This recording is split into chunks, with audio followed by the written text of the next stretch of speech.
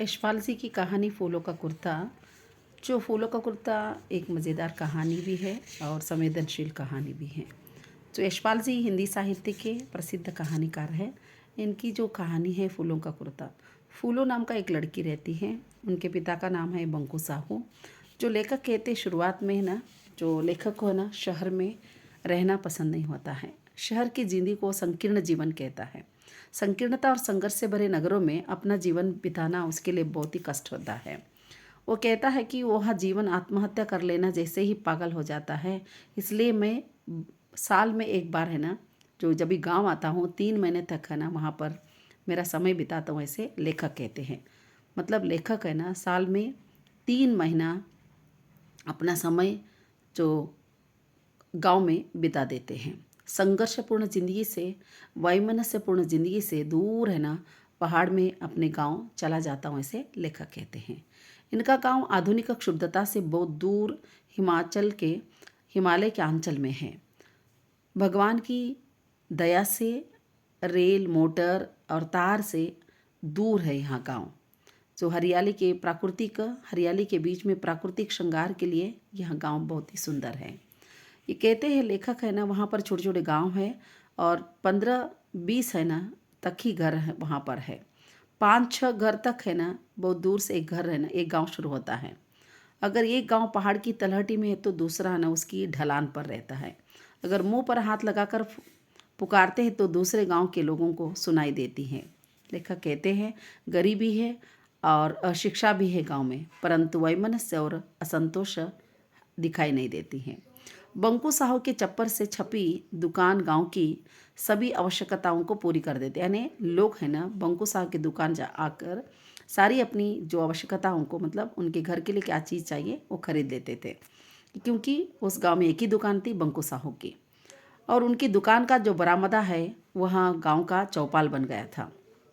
बरामदे के सामने जो लोग हैं ना बैठ के ना जो बातें करते थे, गप्पे मारते थे। और उसी के सामने दलान में पीपल का एक है ना वृक्ष था, उसके नीचे बच्चे ना खेलते रहते हैं और जुगाली भी करते हैं। सुबह से जोर तक बारिश हो रही थी उस दिन।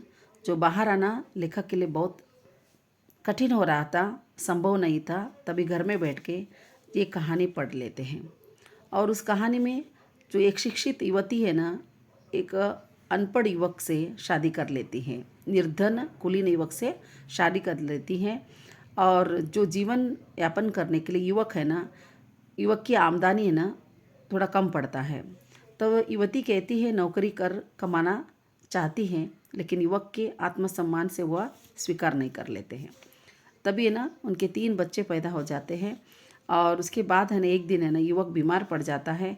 घर चलाने के लिए जो उसकी पत्नी को काम करना पड़ता है, लेकिन सेठ है ना उस गांव का सेठ उसका फ़ायदा उठा लेता है। बाद में पत्नी की हत्या करने के लिए पति सोच लेता है। पत्नी गिड़गिड़ाती है कम से कम बच्चों के लिए उसे छोड़े। ये कहानी पढ़ते पढ़ते लेखक को लगता है कौन सी कहानी है।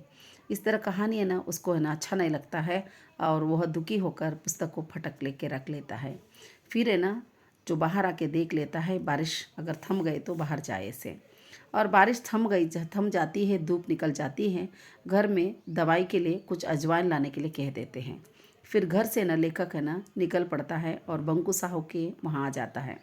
वहाँ देख लेता है दुकान के बरामदे में 5-7 आदमी है ना बैठे थे और हुक्का जला रहे थे, बातें कर रहे थे। और बच्चे ना उसी जो पीपल पेड़ के नीचे है ना कीड़ा कीड़ी का खेल है ना खेल रहे थे। बंकू साहू की एक लड़की थी, उसका नाम है फूलो। वो 5 वर्ष की थी और उसने एक कुर्ता पहन लिया था, कंधे से लटक रहा था। फूलों की सगाई उसी उसी उसके गांव के पास है ना, और एक गांव था उसका नाम है चूला। चूला गांव के संतू से ना हो गई थी। संतू 9 साल का था और फूलो 5 साल की थी। और 7 बरस का लड़का पंचू 7 साल का था और फूलो 5 वर्ष की थी। 7 बरस का लड़का क्या करेगा। घर में 2 भैंसें थी, एक गाय थी और 2 बैल थे। और डोर चराने जाता था। संतु ना छड़ी लेकर उसके पीछे पीछे जाता था, खेलता रहता था। बारिश थमने पर ना संतु अपने डोरों को डलवान पर हरियाली में हाँकने के लिए देख कर है ना, वो भी ना बंकू साह की दुकान के सामने पीपल के नीचे बच्चे जो खेल रहे थे उधर आ जाता है। तभी है ना संतु को देखते हुए ना सारे बच्चे लोग है ना उसके तरफ देख लेते हैं। उसमें एक लड़का रहता है, उसका नाम हरिया। हरिया चिल्लाता है, आहा फूलों का दूल्हा आ गया देख, ऐसे बताता है। दूसरे बच्चे भी ना उसी तरह चिल्लाने लगे। बच्चे बूढ़े सब लोग है ना उसे देखने लगे।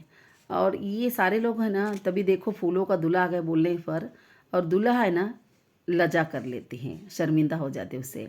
लेकिन बच्चों को चिल्लाने के फूलों को लजा गई, परंतु वह करती क्या है। एक कुर्ता थी उसके पास और कंधे से लटक रहा था। उसने दोनों हाथों से कुर्ते को आंचल उठाकर अपना मुंह छिपा लेती हैं। चप्पर के सामने न हुक्के घेर कर बैठे हुए प्रौढ़ आदमी ने फूलों को इस लजाते हुए दृश्य देकर वो जोर से हंस लेता है। और काका रामसिंह ने फूलों के प्यार से न धमका कर कहते हैं, कुर्ता नीचे कर लीजिए, कर लो, ऐसे बता देता है। और शरारती लड़के मजाक कर कर ओहो ओहो करने लगते हैं। बंकू साहब के यहाँ दवाई के लिए थोड़ी अजवान लेने लेखक आए थे, परंतु फूलों की इस सरलता से उसका मन भी मुग्ध हो जाता है और यह भी लौट चला जाता है। और लेखक जाते वक्त सोचते जाते हैं, जो बदली स्थिति में परंपरागत संस्कार भी है ना नैतिकता और लज्जा की रक्षा करने के प्रयत्न में क्या से क्या हो रहा है। इस तरह लेखक है ना कहते हैं। धन्यवाद।